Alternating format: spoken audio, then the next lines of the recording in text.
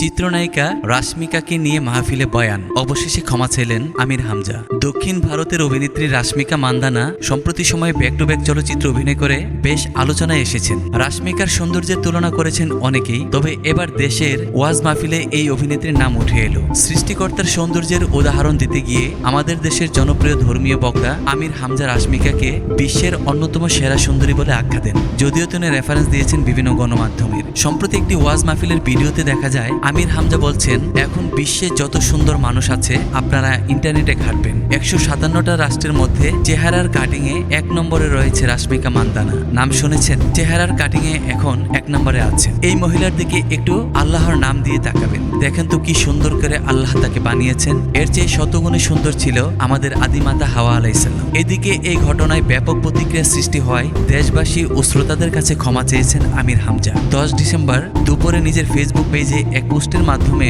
দেশবাসীর কাছে দুঃখ প্রকাশ করে ক্ষমা চান আমির হামজা।